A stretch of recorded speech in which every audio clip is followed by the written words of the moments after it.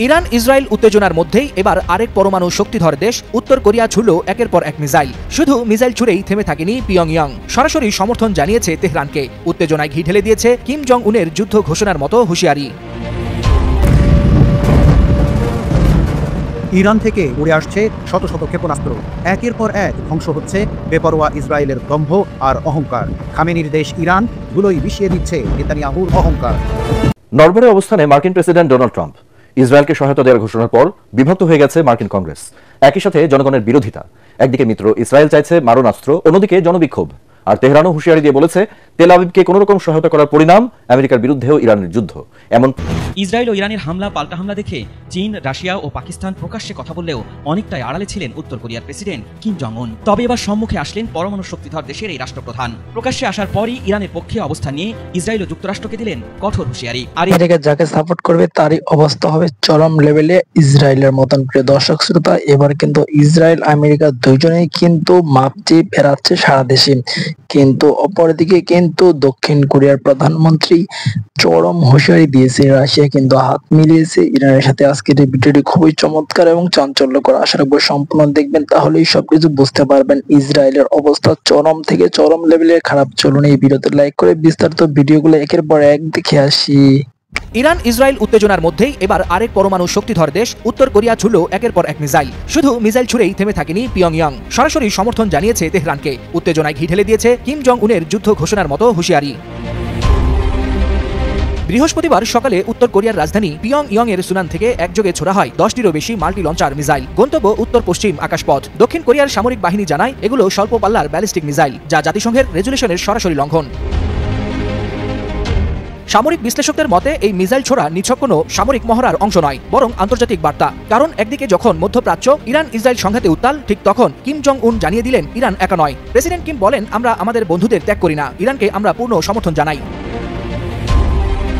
কিমের এই বক্তব্য কেবল যৌক্তিক সংহতি নয়, বরং মার্কিন নেতৃত্বাধীন পশ্চিমা বলয়ের বিরুদ্ধে স্পষ্ট চ্যালেঞ্জ। উত্তর কোরিয়া নিজেদের সেনাবাহিনীকে যুদ্ধ প্রস্তুতির সর্বোচ্চ স্তরে রাখার ঘোষণা দিয়েছে, যা বিশ্বব্যাপী উদ্বেগ বহুগুণে বাড়িয়েছে বলে মনে করছেন সমর বিশ্লেষকরা। ইরান থেকে উড়ে আসছে শত শত ক্ষেপণাস্ত্র, একের পর এক ধ্বংস হচ্ছে বেপরোয়া ইসরায়েলের দম্ভ আর অহংকার। খামেনির দেশ ইরান ধুলোই মিশিয়ে দিচ্ছে নেতানিয়াহুর অহংকার।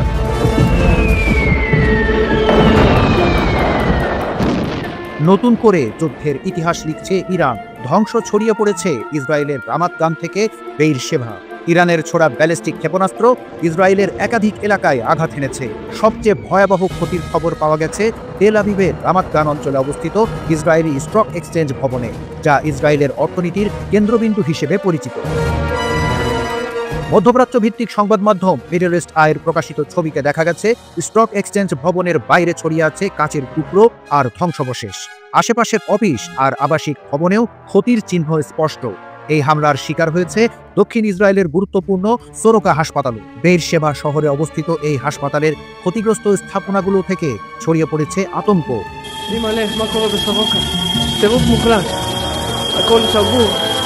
সামাজিক মাধ্যমে ছড়িয়ে পড়া ভিডিওতে দেখা যায় রোগী ও কর্মীরা আতঙ্কে দৌড়ে পালাচ্ছে। হাসপাতালের করিডোর জুড়ে ধ্বংসস্তূপ ছড়িয়ে আছে। ইসরায়েলের পররাষ্ট্র মন্ত্রণালয় জানিয়েছে বেইর শেভার তোরকো হাসপাতালে সরাসরি আঘাতের খবর পাওয়া গেছে, তবে তারা চেপে গেছে বিস্তারিত তথ্য। হাসপাতালের একজন মুখপাত্র জানান, হাসপাতালের একাধিক অংশে মারাত্মক ক্ষয়ক্ষতি হয়েছে। আহতদের তথ্য সংগ্রহ চলছে। হাসপাতালে হামলা করার জন্য যুদ্ধাপরাধের অভিযোগে ইরানকে দায়ী করেছে ইসরায়েল। হয়তো তারা ভুলে গেছে গাজার হাসপাতালে একের পর এক হামলা করে ধ্বংস করে দেওয়ার কথা। তখন কোথায় ছিল তাদের যুদ্ধাপরাধের অভিযোগ? তবুও ইরান দাবি করেছে তারা সরাসরি কোনো বেসরকারি স্থাপনাকে টার্গেট করেনি। ইরানি রাষ্ট্রীয় বার্তা সংস্থা ইরনা জানিয়েছে তারা গাভিয়াম টেকনোলজি পার্কে অবস্থিত ইসরায়েলি সামরিক গোয়েন্দা সদর দপ্তর লক্ষ্য করে হামলা চালিয়েছে। এই হামলার জবাবে ইসরায়েলের প্রধানমন্ত্রী বেনিয়ামিন নেতানিয়াহু হুঁশিয়ারি দিয়ে বলেন, ইরানের নেতৃত্বকে এর কঠিন মূল্য দিতে হবে। ইসরায়েল ইরানের আরাক হেভি ওয়াটার রিঅ্যাক্টরে হামলা চালানোর কয়েক ঘন্টা পরই ইরান এই হামলা চালায়। যদিও ইরান দাবি করেছে সেখানে কোনো তেজস্ক্রিয়তা ছড়ায়নি এবং হামলার আগেই কেন্দ্রটি খালি করে ফেলা হয়েছিল।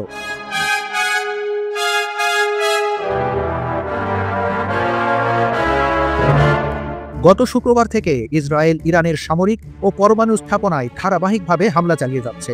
জবাবে ইরানও পাল্টা হামলায় হাইফা, তেল আবিব সহ একাধিক শহরে শত শত ক্ষেপণাস্ত্র নিক্ষেপ করেছে। যদিও ইসরায়েলের উন্নত বিমান প্রতিরক্ষা ব্যবস্থা অনেক হামলা ঠেকাতে সক্ষম হয়েছে, তবে সবগুলো ঠেকাতে পারেনি। ইরানের দাবি, ইসরায়েল ক্ষয়ক্ষতির আসল চিত্র প্রকাশ করছে না। তবে আন্তর্জাতিক গণমাধ্যমের খবর ও প্রকাশিত ছবিতে দেখা গেছে তেল আবিবের অবস্থাও গাজার মতো।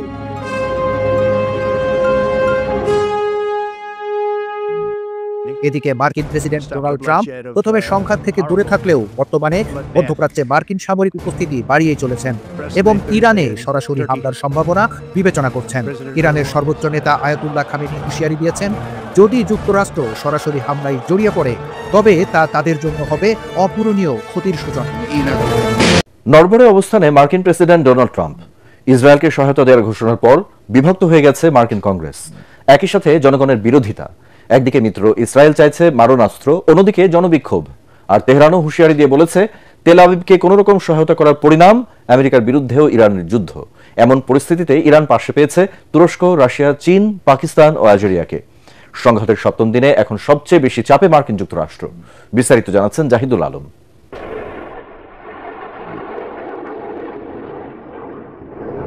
মধ্যপ্রাচ্যের উত্তেজনা সপ্তম দিনে। ইসরায়েলের বিমানের হামলায় কাঁপছে তেহরান, পাল্টা জবাবে ব্যালিস্টিক ক্ষেপণাস্ত্র নিক্ষেপ করছে ইরান। এই যুদ্ধ এখন আর কেবল দুই দেশের বিষয় নয়, এটি রূপ নিয়েছে বৈশ্বিক নিরাপত্তার সংকটে। ইরান ইসরায়েলের এই যুদ্ধ সরাসরি বিশ্ব রাজনীতিকে প্রভাবিত করতে যাচ্ছে। বিশেষ করে যুক্তরাষ্ট্রের সিদ্ধান্ত এখন গুরুত্বপূর্ণ হয়ে উঠেছে। এরই মধ্যে মার্কিন প্রেসিডেন্ট ডোনাল্ড ট্রাম্পের ঘোষণা ইসরায়েলকে সহায়তা দেয়ার। এরপরই মার্কিন কংগ্রেসের নীতি নির্ধারকরা বিভক্ত হন দুই ভাগে। বেশিরভাগই ইসরায়েলকে সহযোগিতা করার বিরুদ্ধে। দেশটির মানুষে বিক্ষোভ করেন মূল শহরগুলোতে। এর কয়েক ঘন্টা পরেই ট্রাম্প জানান, ইসরায়েলকে সরাসরি সহায়তার ব্যাপারে তিনি এখনও নিশ্চিত নন। মধ্যপ্রাচ্যগামী মার্কিন রণতরীগুলোকে সরিয়ে নেওয়া হয় অন্য জায়গায়। টানা সপ্তমবারের মতো বেস্ট টিস্যু পেপার ব্র্যান্ড হিসেবে স্বীকৃতি পেয়েছে বসুন্ধরা টিস্যু। এদিকে মাটির নিচে ইরানের পারমাণবিক স্থাপনায় হামলা চালাতে আমেরিকার বাংকার বিধ্বংসী ক্ষেপণাস্ত্র চেয়েছে ইসরায়েল। এটি ইরানের সর্বোচ্চ নেতা আয়াতুল্লাহ আলী খামেনিকে হত্যার পরিকল্পনার অংশ হতে পারে বলেও মনে করা হচ্ছে। তবে এই অস্ত্র তেল আবিবকে দেয়া হবে কিনা তা নিয়ে উপদেষ্টা ও নিরাপত্তা বিশ্লেষকদের সাথে বৃহস্পতিবার রাতে রুদ্ধদ্বার বৈঠকে বসেন মার্কিন প্রেসিডেন্ট। হুমকি যতই দেয়া হোক না কেন, একের পর এক গোলা ছুড়ে যাচ্ছে ইরান। তাদের ক্ষেপণাস্ত্র ও ড্রোন হামলায় বিধ্বস্ত নগরীতে পরিণত হয়েছে ইসরায়েলের শহরগুলো। বাংকারগুলোতে দেখা দিয়েছে আশ্রয় প্রার্থীদের ঢল।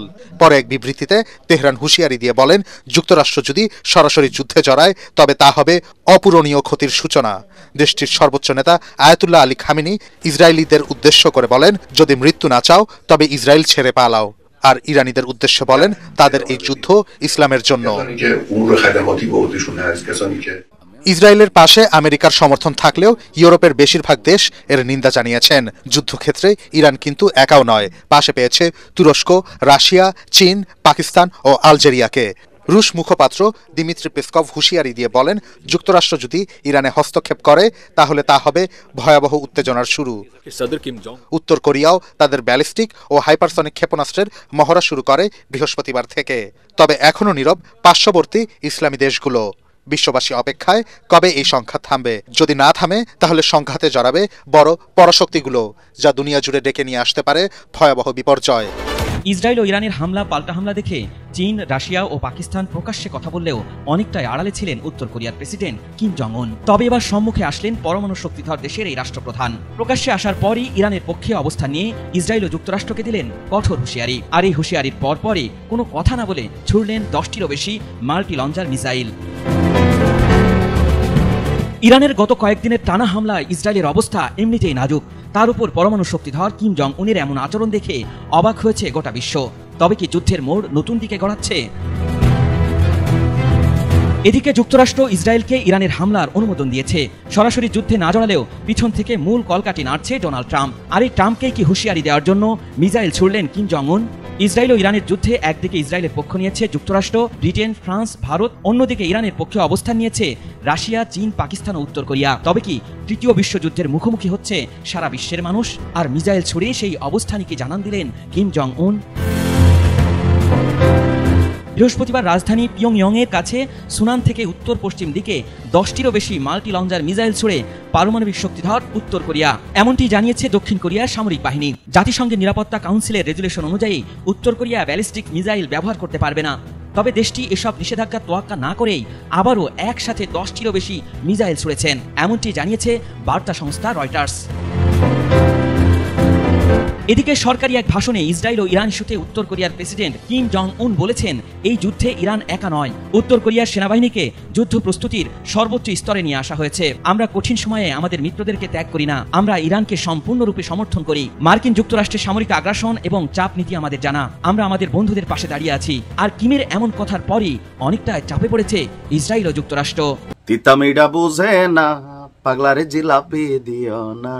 পাগলা কিন্তু জাতি হিসাবে পাগলা জাতি, শুধুমাত্র ভদ্র হওয়ার চেষ্টা করতেছিল, কিন্তু ভদ্র হইলেই তো মানুষ খিলাইতে আসে না বাংলাদেশে। আপনি দেখবেন আপনার শরীরের ওজন হয়তো 80 কেজি বা 100 কেজি, যথেষ্ট শক্তি আছে, এরকম 2, 4, 20, 50 কেজি হাত দিয়েই তুলে ফেলতে পারেন, কিন্তু এলাকার লোকাল শেষরা গলির ভিতরে কিছু টোকাই আছে না, এরা দেখবেন আপনার সামনে দাঁড়ালে মাঝে মাঝে আপনার এদের সাথে কথাবার্তা বলতে অথবা এদের সাথে ডিফিট করতে আপনার মনে হয় যে কেমন জানি, মানে 30-40 কেজি গাঞ্জুট্টি হিরোইনসি অনেক সময় আইসা সামনে দিয়ে যখন ভাবটাপ নেয় তখন মনে হয় না যে বাম হাতে কইসা একটা দিলে 3 হাত দূরে গিয়ে উইরা পড়বে। বেসিক্যালি ইসরায়েল হচ্ছে এলাকার সেই টোকাই, আর ইরান হচ্ছে সেই আপনি যার গায়ে 100 কেজি মাংস আছে, শরীরের শক্তি আছে, খালি আমরা চাইছি ভদ্র হইয়া বাঁচতে। আমি যখন নিউজটি করছি জায়গায় জায়গায় ধোয়া উঠছে, 15তম বার হামলা হয়ে গেছে ইসরায়েলের জমিনে। দর্শক, গতকালকে রাতে প্রথম ধাপে ছোট একটা হামলার পরই, ছোট হামলাটা হচ্ছে ওই যে পটাকাফাত বলছি না আপনাদেরকে, এরকম পটাকাফাতটা হচ্ছে কি ইসরায়েলের আকাশ প্রতিরক্ষা সিস্টেমকে একটু খরচ টরচ করায়, এরপরে দিয়া সিরিয়ালি জায়গা মতো যায়, কেন রিলোড হইতে সময়টা লাগে। ক্ষেপণাস্ত্র এবং শতাধিক ড্রোন দিয়ে আবারও একযোগে ইসরায়েলের খুবই গুরুত্বপূর্ণ বন্দরনগরী শহর হাইফা, আমাদের চট্টগ্রামকে যেমন ধরা হয় বাংলাদেশের জন্য যে আপনার অর্থনৈতিক কলিজা, তো ইসরায়েলের অর্থনৈতিক কলিজা হচ্ছে হাইফা, এবং রাজধানী তেল আবিবে নতুন করে ক্ষেপণাস্ত্র হামলা চালিয়েছে ইরান। ইরানের রাষ্ট্রীয় গণমাধ্যমের বরাত দিয়ে আল জাজিরা বলছে যে আপনার আইআরজিসি যাদের হৃদয়ে রক্তক্ষরণ হচ্ছে, কারণ তাদের প্রধান, সাব প্রধান, গোয়েন্দা প্রধান 3 জন প্রধানকে শাহাদাত করা হয়েছে। সেই আইআরজিসি বলছে যে ইসরায়েলের হাইফা এবং তেল আবিবে বড় ধরনের অভিযান চালিয়েছে ইরান। লক্ষ্যবস্তু কি? সামরিক এবং সামরিক শিল্প সম্পর্কিত কেন্দ্রগুলোর বিরুদ্ধে একটি সমন্বিত ক্ষেপণাস্ত্র এবং ড্রোন হামলা শুরু হয়েছে। সমন্বিত শব্দটা কেন বলছে আবারও বলি, ইরানের পটাকা ফাঁদ, যে আপনার একটা যখন থাকেন আমরা ছোটবেলা হাডুডু খেলতাম বা কেরিকেটি খেলতাম, ওরকম আর কি, যে আপনি একজনে ধরতে যাবেন আরেকজন দৌড় দিয়ে ঢুকে যাবে। এই কারণে সমন্বয় করে আপনার এই হামলা চালানো হয়েছে। ড্রোন অভিযান চলমান রয়েছে, যেখানে 100টিরও বেশি ধরনের যুদ্ধ এবং আত্মঘাতী ড্রোন ইসরায়েলের বিরুদ্ধে হামলায় ব্যবহার করা হয়েছে। ইসরায়েলের সামরিক এবং সামরিক শিল্পক্ষেত্রের লক্ষ্যবস্তুর উপর ক্ষেপণাস্ত্র হামলার মাত্রা আরো বাড়বে।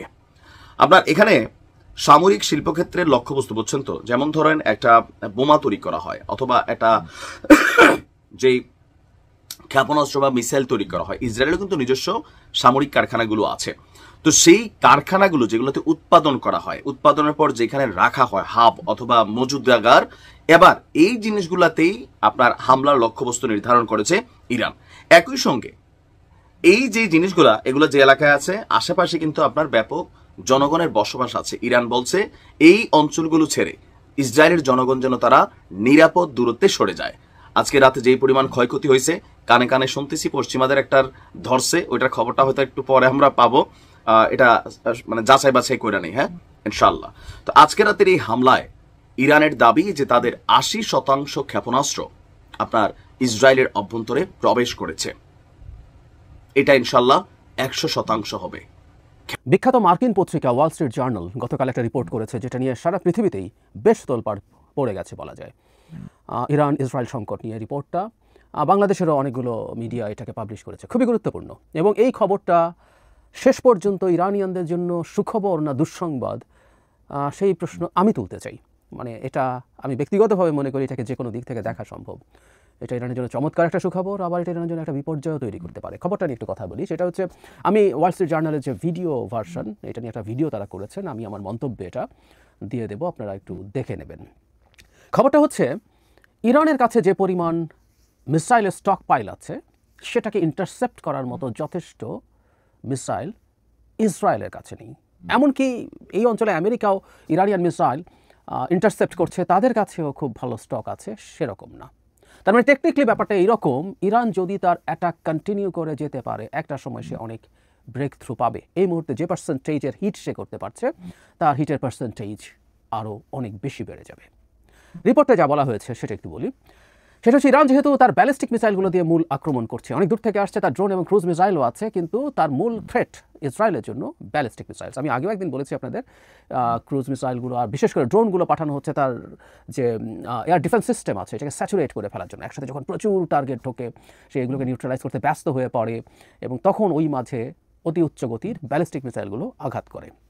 এটা ইরানের কৌশল ছিল এবং ইরানের মধ্যেও আরও বেশ কিছু কাজ করেছে, যেমন তারা তাদের পুরনো স্টক পাইল আগে ইউজ করেছে, এমনকি ব্যালিস্টিক মিসাইলের ক্ষেত্রে যেগুলো মোর সফিস্টিকেটেড সেগুলো রেখে দিয়েছে। তারা রেখে দিয়েছে যে কোনো একটা পর্যায়ে ইসরায়েলের যে ক্ষেপণাস্ত্র ব্যবস্থা আছে সেটা এক্সস্টেড হবে। সেটা আমি নিজেও আমার আগের একটা ভিডিওতে বলেছি, কিন্তু ওয়াল স্ট্রিট জার্নাল যে কথাটা বলে সেটা খুবই ভয়ঙ্কর। সেটা হচ্ছে ইসরায়েলের জন্য, ইরানের জন্য আপাত দৃষ্টিতে সুখবর। আবারও বলছি এটাকে একবার নেগেটিভ হিসাবেও দেখার সুযোগ আছে, ইরানের জন্য বিপর্যয় তৈরি হতে পারে। এই রিপোর্টে বলা হচ্ছে যেহেতু ব্যালিস্টিক মিসাইল দিয়ে মূল টার্গেট করছে মানে আমরা জানি যে ইসরায়েলের আকাশ প্রতিরক্ষা ব্যবস্থা পৃথিবীর শ্রেষ্ঠতমই বলা হয়। একটা ছোট দেশ, সে তার অলমোস্ট পুরোটাই খুব ভালো এয়ার ডিফেন্স সিস্টেম ডিপ্লয় করতে পেরেছে। অন্তত 3টা লেয়ারে সেই কাজটা করে। একটা হাইয়েস্ট লেয়ার অনেক ওপরে, যেটা 2 থেকে 2,500 কিলোমিটারের মধ্যে সে যে কোনো মিসাইল বা ফাইটারকে ইন্টারসেপ্ট করতে পারে অ্যারো 3 দিয়ে। তারপরে মাঝামাঝি জায়গায় অ্যারো 2 আছে এবং ডেভিড স্লিং আছে, সেই ডেভিড গলিয়াথের ওখান থেকে নামটা নেওয়া ডেভিড স্লিং। এবং সবার নিচে আয়রন ডোম, যেটার কথা আমরা জানি। এবং আয়রন ডোমও আবার এক অর্থে খুবই ম্যাজিক দেখাতে পেরেছিল, কারণ রকেটকে, ছোট ছোট রকেটকে ইন্টারসেপ্ট করার ক্ষমতা ইসরায়েলের আছে এবং সেটার শেষ অংশে এসে এটা 100 কিলোমিটারের মধ্যে সে ইন্টারসেপ্ট করে, তার সবচেয়ে কম সক্ষমতার, কিন্তু এরকম 3টা লেয়ারে সেই কাজটা করে। ইরান যেহেতু ব্যালিস্টিক মিসাইল পাঠাচ্ছে, আমরা অনেকেই জানি যে ব্যালিস্টিক মিসাইল আসলে অনেক উপরে উঠে যায়। ইন্টারকন্টিনেন্টাল ব্যালিস্টিক মিসাইলগুলো তো স্পেসে চলে যায়, আবার সে ফেরত আসে। আর ব্যালিস্টিক মিসাইলগুলো মোটামুটি আমাদের অ্যাটমসফিয়ার ক্রস করে তারপর আবার সে ঢোকে পৃথিবীতে, এবং ঢোকার সময়টা প্রচণ্ড গতিবেগ নিয়ে সে ঢোকে। এই কারণে বলা হয় যে অ্যাসেন্ডিং স্টেজে ব্যালিস্টিক মিসাইল ধ্বংস করাটা বেটার, যখন সে উঠছে বা যখন সে তার ক্রুজ করছে। নামার সময় it's really very tough. So যখন এটা উঠছে এবং সে তার জার্নিটা করছে, ওই সময়টাতেই ইন্টারসেপ্ট করার জন্য এই সর্বোচ্চ পাল্লার যে ইন্টারসেপ্টারগুলো অ্যারো 3 সেগুলো প্রচুর ব্যবহার করা হয়েছে এবং এটাই মূল ম্যাজিক এবার করেছে ব্যালিস্টিক মিসাইলগুলোকে ডাউন করার ক্ষেত্রে। এখন সমস্যা হচ্ছে অ্যারো 3-র স্টক পাইল খুব ভালো না। এটা যেহেতু লম্বা রেঞ্জের, এটা এক্সপেন্সিভ, এটা মোর কমপ্লেক্স। ইনফ্যাক্ট এটা একটু বলে রাখা ভালো, যে কোনো ইন্টারসেপ্টার মিসাইলই অনেক কমপ্লেক্স ব্যাপার। হামাস যখন অ্যাটাক করেছিল তখন একদিন এটা নিয়ে বিস্তারিত বলেছিলাম, আজকে সামান্য একটু বলি। সেটা হচ্ছে একটা মিসাইল বা রকেট যাই হোক, সে মোটামুটি একটা রেঞ্জকে তার টার্গেট ধরে, যে 10 মিটারের মধ্যেও যদি পড়ে, 50 মিটারের মধ্যেও যদি পড়ে, এগুলোকে খুবই সাকসেসফুল প্রিসিশন মিসাইল হিসাবে আমরা মেনে নেই। কিন্তু 50 মিটারের মধ্যে যেতে পারবে এটা আসলে একটা ইন্টারসেপ্টারের পক্ষে হওয়া সম্ভব না, কারণ তাকে একদম স্পেসিফিক একটা ছোট টার্গেটে হিট করতে হয়। সো এটা অনেক বেশি সফিস্টিকেটেড হতে হয়। সে একটা রেঞ্জ 10 মিটার, 15 মিটার বা 50 মিটারের মধ্যে দিয়ে যেতে পারলেও আসলে লাভ নেই। যদিও এখন কাছাকাছি যেতে পারা যেসব ইন্টারসেপ্টার আছে সেগুলো বিভিন্ন প্রযুক্তি দেওয়া হচ্ছে, তারা এক ধরনের ক্লাস্টার বোমা যেরকম আছে সেই ধরনের কিছু প্রজেক্টাইল থ্রো করে একটা রেঞ্জ ধরে। যাই হোক, সেটা ডিফারেন্ট আলোচনা, কিন্তু মূল বিষয়টা হচ্ছে এগুলোকে অনেক প্রিসিশন হতে ফলে এগুলো অনেক জটিল, যেহেতু এগুলোর টেকনোলজি টাফ, এগুলোর খরচ অনেক বেশি। যেমন ওয়াল স্ট্রিট জার্নালের ওই রিপোর্টেই আছে একটা অ্যারো 3-র একটা অ্যারো 3 মিসাইলের দাম হচ্ছে $2 মিলিয়ন। $2 মিলিয়ন মানে বাংলাদেশি টাকায় এখন 25 কোটি টাকা এক একটার খরচ। ইভেন ডেভিড স্লিং, আমি খুঁজে দেখলাম, একটা ডেভিড স্লিংয়ের দামও 8-9 কোটি 10 কোটি টাকা একটা মিসাইল, যেটা মধ্যপাল্লার। এর দাম খানিকটা কম, তারপরও সেটাও অনেক। সেটা হচ্ছে, মানে আমি আয়রন ডোমের কথা বলছি, তাদের এক একটা মিসাইলের দাম 1.5 থেকে 2 কোটি টাকা। এটা শর্ট রেঞ্জ, তারপরও অনেক টাকা। কিন্তু টাকা আসলে হয়তো ইসরায়েলের বড় প্রবলেম না, প্রবলেম হচ্ছে স্টক পাইল থাকা। একটা দেশ চাইলেই একসাথে অনেক অস্ত্র বানিয়ে ফেলতে পারে, সে বছরের পর বছর ধরে বানায়, তার জমা হয়। যেমন কিছুদিন আগে রাশিয়া ইউক্রেন যুদ্ধের সময় একটা তথ্য এসেছিল যে পরিমাণ জ্যাভলিন মিসাইল, আমরা জ্যাভলিন মিসাইলের ম্যাজিক দেখেছি, একটা ম্যানপ্যাড মানুষের হাতে নিয়ে একটা মিসাইল লঞ্চ করতে পারে, যেটা খুব অবলীলায় রাশিয়ান ট্যাঙ্ককে ধ্বংস করছিল। এই জ্যাভলিনের যে স্টক পাইল কমেছে, সেটা পূর্ণ হতে 8-10 বছর লাগবে আমেরিকা যদি তার পূর্ণ শক্তিতেও এটা বানাতে শুরু করে। সো এই যে অ্যারো 3, অ্যারো 2, ডেভিড স্লিং বা আয়রন ডোম যাই বলে না কেন, এগুলো ওভার দ্য ইয়ার্স তৈরি করে একটা স্টক পাইল তৈরি হয়েছে। ফলে খুব রাতারাতি এটা বানিয়ে ফেলা তার জন্য সোজা হবে না। ফর শিওর খরচ ধরলাম যে তারা খরচ করবে, খরচটাকে সরিয়ে রেখে বলছি। এটা টেকনোলজিক্যালি এতটাই সাউন্ড, এটার একটা সময় লাগে। একইভাবে ইরানের ক্ষেত্রেও তাই। ইরানও যে তার বিশেষ করে ব্যালিস্টিক মিসাইলের যে স্টক পাইল তৈরি করেছে অ্যারাউন্ড 3000, সেটা তো ওভার দ্য ইয়ার্স মাসে 50টা 100টা করে বানাতে পারে তারা, এরকম তথ্য দেখলাম, এখনও যদি সর্বশক্তিতে বানায়। এখন ইসরায়েলের জন্য স্বাভাবিকভাবে ইসরায়েল এটা স্বীকার করেনি, দেখলাম যে ইসরায়েল থেকে স্ট্রংলি এটা প্রত্যাখ্যান করা হয়েছে, কিন্তু ওয়াল স্ট্রিট জার্নালের মতো একটা পত্রিকা খুব রিলায়েবল সোর্স ছাড়া এটা করতে পারে না। অ্যাট দ্য সেম টাইম তারা আমেরিকান যে ইন্টারসেপ্টরগুলো আছে, ওখানে থার্ড আছে ওই অঞ্চলে, সেগুলো ব্যবহার করা হচ্ছে। তারা ফাইটার ইউজ করছে আকাশ থেকে ক্রুজ মিসাইলকে টার্গেট করার জন্য। তারা তাদের যে নেভাল ভেসেলস আছে সেখানেও ইন্টারসেপ্টার্স আছে। এইগুলোর স্টক পাইল আসলে খুব বেশি না। ফলে ইরান যদি টানা ক্রমাগত তার রকেট লঞ্চিং চালিয়ে যেতে পারে, আমার প্রাথমিক যে মানে ভিডিওগুলো ছিল এই সংকট নিয়ে, তখন আমি রাদার উল্টো বলছিলাম, কারণ that was the perception wide spread, সবাই এভাবেই বলছিলেন যে আসলে 3000 সংখ্যাটা তো বেশি না। কিন্তু এখন 3000 ইন্টারসেপ্ট করার মতো যথেষ্ট পরিমাণ ইন্টারসেপ্টার নেই ইসরায়েলের, এটা অবিশ্বাস্য লেগেছে আমার কাছে। মানে তার মানে ইসরায়েল কি বুঝে কি প্ল্যান করে অ্যাটাক করতে গেল, এটা একটা বড় প্রশ্ন। ফলে ইরান যদি প্রচুর অ্যাটাক করতে পারে, সম্ভাবনা আছে একটা সময় ইন্টারসেপ্ট করার ক্ষমতা কমে যাবে বা শেষ হয়ে যাবে, তখন ইরান প্রচুর হিট করতে পারবে। এখন একটা ওয়াল স্ট্রিট জার্নাল বলছে অ্যারাউন্ড 10% হিট হচ্ছে, এটা আমি অনুমান করে বলেছিলাম, আমি দেখলাম এটা রাইট। 370-এর মতো লঞ্চিংয়ের ক্ষেত্রে 30টা হিট হয়েছে। সো পরে এই পার্সেন্টেজটা বাড়তে থাকবে এবং ইসরায়েল ইনক্রিজিংলি ভালনারেবল হয়ে যাওয়ার সম্ভাবনা থাকবে। এই পরিস্থিতি অন্তত এই রিপোর্টকে যদি সঠিক ধরে নিই সেটা হতে পারে। অবশ্য ইসরায়েল খানিকটা যে জানতো না তা না, ইসরায়েল কিন্তু শুধুমাত্র যে তার নিউক্লিয়ার যে স্থাপনাগুলো আছে সেখানে না, ইসরায়েল প্রচুর অ্যাটাক করেছে তার ব্যালিস্টিক মিসাইল লঞ্চিং যে জায়গাগুলো আছে এবং এগুলোর ম্যানুফ্যাকচারিং প্ল্যান্টে। গতকালও এরকম একটা হিট করে ইসরায়েল দাবি করেছে এটা একটা ব্যালিস্টিক মিসাইল ম্যানুফ্যাকচারিং প্ল্যান্ট। তবে এখানে একটা ঘটনা আছে, ব্যালিস্টিক মিসাইলগুলো অনেক ক্ষেত্রেই প্রচুর মুভেবল ইয়ে দিয়ে করতে পারে, ভেহিক্যাল থেকে করতে পারে, এটা সম্ভব। ইরানেরও প্রচুর আছে। সো এগুলোকে সহজে টার্গেট করা খুব সহজ না, এগুলো তারা খুব সহজে পেরে যাবেন, নট নেসেসারিলি। এখন যে কথা বলছিলাম, এটা এক অর্থে ইরানের জন্য সুখবরটা অলরেডি বলে দিয়েছি যে এটা ইসরায়েলের মধ্যে ভীতি তৈরি করবে, আমেরিকার মধ্যে ভীতি তৈরি করবে যে ইরান যদি ক্রমাগত এটা করতে থাকে তাহলে বিপদে পড়ে যাবে ইসরায়েলের জনগণ যে সিকিউরড অবস্থার মধ্যে ছিল সেই সিকিউরিটি ভেঙে গেছে। ইসরায়েলের তেল আভিভকে টার্গেট করা যায়, হাইফাকে টার্গেট করা যায় এবং বেশ ক্ষয়ক্ষতি করা যায়, যদিও ক্যাজুয়ালিটি এত হয়নি কারণ ইসরায়েল প্রস্তুত, তারা দীর্ঘদিন থেকে এই প্রস্তুতি রেখেছে, জনগণ তাদের সিকিউরড যে শেল্টার আছে সেখানে গিয়ে পৌঁছেছেন, ফলে হতাহত খুব বেশি হয়নি। কিন্তু তেল আভিভ অ্যাটাক করা যায় এটাতে ইরান দেখিয়েছে, ফলে ইসরায়েল চাপে পড়বে এবং সে কোনো ফর্মে ইরানের সাথে নেগোশিয়েট করতে যাবে এবং ইরান সেই নেগোসিয়েশনে খানিকটা হলেও তার সুবিধা পাবে, এটা মনে হতে পারে। কিন্তু নেগেটিভ যে ব্যাপারটা সেটা হচ্ছে এটা ইসরায়েল তো বটে, আমেরিকাকেও এই যুদ্ধে টেনে আনার একটা সম্ভাবনা তৈরি করবে। কেন? ইরান যদি সামনে তার ইসরায়েলের এই ইন্টারসেপ্টারের ডিপ্লিশন চলতে থাকে, তাতে যদি ঝুঁকি তৈরি হয়, তাহলে ইরানকে একটা বেশ শক্ত আক্রমণ করেই থামাতে হবে। সেই ক্ষেত্রে ইরান যাতে যথেষ্ট পরিমাণ ব্যালিস্টিক মিসাইল বা other weapons, cruise missiles and drones launch করতে না পারে সেটা এনশিওর করতে হবে। সেই কারণে তাদের কমান্ড সেন্টার, তাদের রেডার স্থাপনা, তাদের ব্যালিস্টিক মিসাইল লঞ্চিংয়ের জায়গা, সেটার ম্যানুফ্যাকচারিং, সেটা ইসরায়েলের পক্ষে যদি যথেষ্ট সঠিকভাবে সম্ভব না হয়ে থাকে, আমেরিকাও এর সাথে যোগ দিয়ে এই কাজটা একযোগে করে ধ্বংস করতে হবে। কারণ ইন্টারসেপ্ট যখন আমি ঠিকঠাক মতো করতে পারবো না বলে শঙ্কা তৈরি হয়েছে, তখন এগুলো লঞ্চিং এবং উৎপাদনই ঠেকানোর চেষ্টা করতে হবে।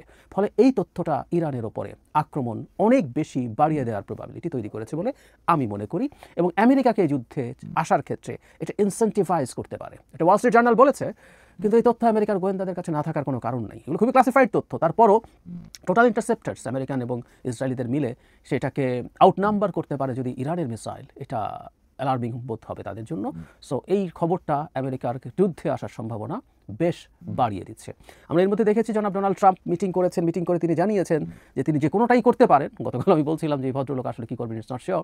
তিনি ইরানকে আরেকটু সময় দিতে চান সব কিছু মেনে নিয়ে নিঃশর্তভাবে সারেন্ডার করার জন্য, কিন্তু তিনি আক্রমণ করার কথা, আমেরিকা এই ইরানের বিরুদ্ধে আক্রমণ করবে, এটাকে রুল আউট করেননি। কিন্তু আমি মানে গতকালের এই খবরের পর মনে হয় ইরান যদি সারেন্ডার না করে, এবং সত্যিকার অর্থে ইরানের পক্ষে কিন্তু এই জায়গা থেকে সারেন্ডার করা সোজা না, এবং এই রেজিম টিকে থাকার জন্য তাকে পাল্টাপাল্টি কাজ করতে হবে। নিঃশর্ত সারেন্ডার করা এই রেজিমের সার্ভাইভাল বা এক্সিস্টেন্সকে প্রশ্নের মুখে ফেলে দেবে। সুতরাং তারা মনে হয় না একটা আনকন্ডিশনাল সারেন্ডার অ্যাফোর্ড করতে পারে।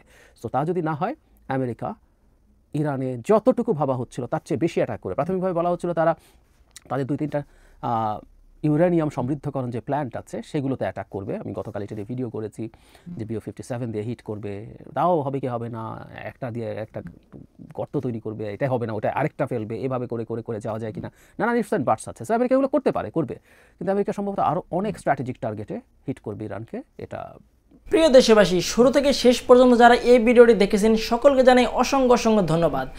যারা এরকম নিউজ ভিডিও পেতে পছন্দ করেন তারা অবশ্যই এই চ্যানেলটি সাবস্ক্রাইব করে পাশে থাকা বেল আইকনটি বাজিয়ে দিবেন। যারা এখনও এই ভিডিওটি শেয়ার করেননি, এই ভিডিওটি দ্রুত শেয়ার করে সকলকে দেখার সুযোগ করে দিন।